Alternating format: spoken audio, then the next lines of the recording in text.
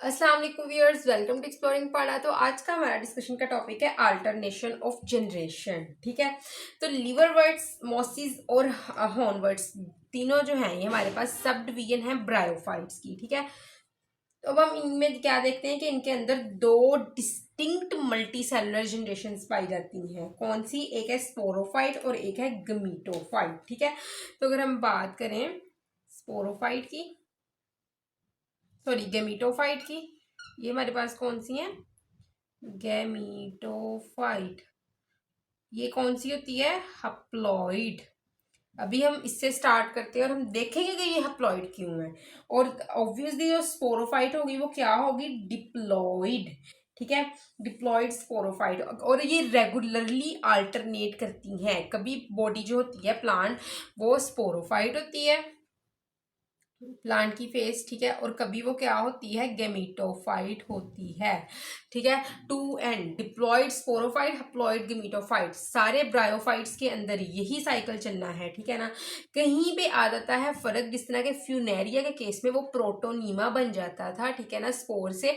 Otherwise क्या होता है कि मोस्टली ये एक ही जनरेशन चलेगी। ठीक है ना, तो ये इस जनरेशन को, जिसमें गमीटोफाइट और स्पोरोफाइट जनरेशन रेगुलरली अल्टरनेट करती रहती है। प्लांट कभी स्पोरोफाइट होता है, डिप्लॉइड होता है, और कभी उसकी फेस गेमिटोफाइट होती है यानी कि हैप्लॉइड होती है। तो इस केस को हम क्या कहते हैं? Alternation of generation.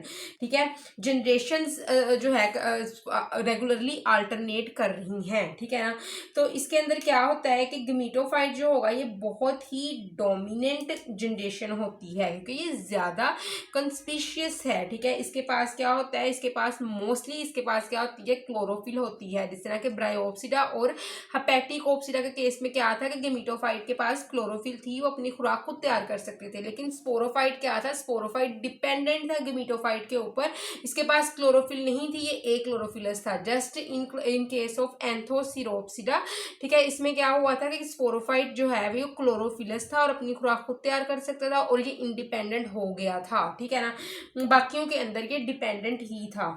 ठीक है, क्लियर। तो इसके पास क्या होता है कि जो हमारे पास गेमिटोफाइट होती है ना, ये क्या प्रोड्यूस करती है? ये हमारे पास गैमेट्स प्रोड्यूस करती है। तो सबसे पहले गेमिटोफाइट में क्या होता है कि इस तरह जो है एक बॉडी है, गेमिटोफिटिक बॉडी, इसके अंदर आर्चिगोनिया होगा और एंथेरिडिया होगा। इस तरह एंथेरिडिया है ये, और दूसरा क्या है? आर्चिगोनिया। ठीक है, आर्चिगोनिया के ऊपर क्या होते हैं? कुछ स्टीराइल सेल्स होते हैं। ठीक है ना, तो आर्चिगोनिया के अंदर होता है एग। ठीक है, और इंथरीडिया के अंदर क्या होते हैं? स्पर्म्स।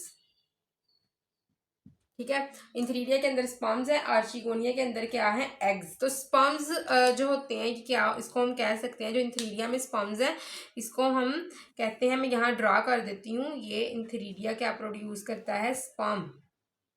इसका एनदर नेम है एंथीरोजोइड और स्पर्मेटोजोइड। अच्छा मेरी बात सुने, अब गेमिटोफाइट क्या थी? हप्लॉइड फेस थी। ऑफ कोर्स इंथरीडिया भी क्या है? हप्लॉइड। आर्चिगोनिया भी क्या है? हप्लॉइड। ठीक है, तो इससे जो बनने वाले इंथीरोजोइड, जो इंथरीडिया के अंदर इंथीरोजोइड बने हैं, ये भी क्या होंगे? हप्लॉइड होंगे। और ये माइटोसिस से बने हैं, क्योंकि यहाँ पे कोई भी रिडक्शन डिवीजन नहीं करवानी है, जस्ट हप्लॉइड को हप्लॉइड रहना है। अब हप्लॉइड का आप हाफ क्या करोगे? ठीक है ना, जब डिप्लॉइड होता है तो उसका हम हाफ कर लेते हैं मियोसिस से, लेकिन हप्लॉइड का हाफ तो हो ही नहीं सकता है। ठीक है ना, तो इसके पास ये है क्या?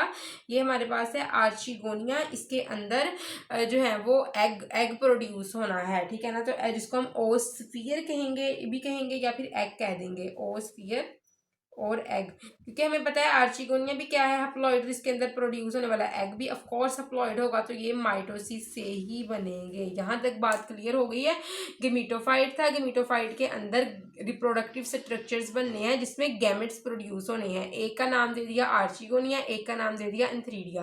गेमिटोफाइट हप्लॉइड है, तो आर्चिगोनिया और इंथरीडिया भी हप्लॉइड होगा और माइटोसिस से ही बनेंगे। और इस आर्चिगोनिया और इंथरीडिया के अंदर जो हमारे पास सेक्स सेल्स होंगे, एग और स्पर्म, ये भी किससे बनेंगे? माइटोसिस से ही बनेंगे, और ये भी हप्लॉइड होंगे। ठीक है, अब होता क्या है कि जो हमारे पास यहाँ पे जो आर्चिगोनिया है, इसकी वॉल जो है वो वाटर के साथ ब्रेक डाउन करके थोड़ा मिक्स होकर एक सक्रोज क्रिएट करती है, जिसको ये एंथीरोजोइड डिटेक्ट करते हैं और आर्च इधर आके एग के साथ मिल जाते हैं और यहाँ पे हो जाती है फर्टिलाइजेशन। तो सिग्नल किसने दिया था? एग जो आर्चिगोनिया है उसने सिग्नल दिया था कीमोटेक्सिसली। ये स्पर्म जो है ये एग के पास आया और यहाँ पे आगे फ्यूज हो गया, यहाँ पे हुई फर्टिलाइजेशन और क्या बन गया? जाइगोट, डिप्लॉइड जाइगोट और ओस्पोर। ठीक है, ओस्पोर और डिप्लॉइड जाइगोट की फॉर्मेशन यहाँ पे होगी। अभी क्या होता है कि जो ओस्पोर होता है ना, ये नेक्स्ट डायरेक्टली गमीटोफाइट नहीं बना देगा। ठीक है ना, क्यों बनाएगा? आपको ये लग रहा होगा कि कहीं जाइगोट इधर से आएगा और ये गमीटोफाइट बना देगा, हरगिज नहीं इस तरह होगा। लेकिन ये क्या करेगा, ये एक डिफरेंट प्लांट बनाएगा जिसको हम कहते हैं स्पोरोफाइट। तो जाइगोट जाएगा माइटोसिस में, तो डिप्लॉइड एम्ब्रियो बन जाएगा। अब ये डिप्लॉइड एम्ब्रियो जाएगा दोबारा किसमें? माइटोसिस में, और डिप्लॉइड स्पोरोफाइट बना देगा। अब पता चला स्पोरोफाइट डिप्लॉइड क्यों है, क्योंकि स्पर्म एग मिले थे 1n क्या हो गया? 1n, और 1n 2n हो गया, 2n जाइगोट बन गया, जाइगोट ने की माइटोसिस, एम्ब्रियो बन गया, एम्ब्रियो ने की माइटोसिस, 2n आ गया। माइटोसिस में क्या होते हैं? नंबर ऑफ क्रोमोसोम सेम रहते हैं। ठीक है ना। अब तो क्या कि ब्रायोफाइट के अंदर जो स्पोरोफाइट होता है ये लेस कंस्पीशियस होता है और ये जस्ट फुट, सिटा और कैप्सूल के अंदर ही डिफ्रेंशिएट करता है। आप देख सकते हैं। ठीक है ना। कैप्सूल जो होता है ना स्पोरोफाइट का, उसको स्पोरेंजियम भी कहते हैं। देखो ये है फुट, ये देखो ये नीचे है गेमिटोफाइट। इस तरह हम फ्यूनेरिया की ही बात कर लें, ठीक है, इसके राइजोइड्स वगैरह हैं, इसने खुराक तैयार करनी है, इसने एंकरिंग करवानी है। ये फुट जो है ये इस गेमिटोफाइट के साथ अटैच है। ठीक है, ऊपर है सीटा और ये है हमारे पास क्या है? इसका कैप्सूल। अब कैप्सूल के अंदर हमें क्या पता है क्या बनते हैं? स्पोर्स बनते हैं, इसीलिए हम इसको स्पोरेंजियम या स्पोरोगोनियम भी कहते हैं। ठीक है ना, स्पोरोगोनियम कहते हैं कि जिसके अंदर स्पोरोजेनेसिस होती है। स्पोरोजेनेसिस स्पोर बनने के अमल को कहते हैं। ठीक है, इसीलिए capsule is also called as the sporogonium. ठीक है, तो स्पोरोगोनियम मतलब स्पोर बनाने वाला स्ट्रक्चर। तो अब होता क्या है कि स्पोर जो होते हैं इस कैप्सूल के अंदर बनेंगे। हम देखते हैं कि ये स्पोरोफिटिक, इसको थोड़ा एलेबोरेट करके यहाँ पे अगर हम देखें तो क्या होता है, ये हमारे पास कैप्सूल या फिर स्पोरोगोनियम, स्पोरोगोनियम है। इसके अंदर सेल्स होते हैं जिनको हम नाम देते हैं spore mother cells, SMC, spore mother cells का इसको नाम देते हैं। हमें पता है स्पोरोफाइट डिप्लॉइड है तो इसका फुट भी डिप्लॉइड है, इसका सीटा भी डिप्लॉइड है, इसका कैप्सूल भी डिप्लॉइड है, तो इसके अंदर स्पोर मदर सेल भी क्या होंगे? ऑफ कोर्स डिप्लॉइड होंगे। अब स्पोर मदर सेल से नेक्स्ट क्या बननी है? स्पोर्स हमने बनाने हैं। तो क्या होता है कि एक यहाँ पे बना के देख लेते हैं, ये एक स्पोर मदर सेल था, इसके अंदर मियोसिस हुई तो क्या बन गए? 4 स्पोर्स बन गए। ठीक है, 4 स्पोर्स आर फॉर्म्ड बिकॉज, और हर स्पोर के पास हप्लॉइड नंबर ऑफ क्रोमोसोम हो गई because it is a reduction division. Meiosis is a reduction division. दोबारा बताती हूँ, स्पोरोगोनियम के अंदर स्पोर मदर सेल्स थे। ठीक है, स्पोर मदर सेल्स के डिप्लॉइड थे, इसके अंदर करवाई गई मियोसिस और स्पोर की प्रोडक्शन हुई। 4 स्पोर एक स्पोर मदर सेल से प्रोड्यूस होते हैं। ठीक है ना। अब क्या होता है कि अब ये नहीं होना कि स्पोर यहाँ से निकले हैं। ठीक है, इसने क्या बना दिया? स्पोर, थोड़ा यहाँ से साफ कर लेते हैं।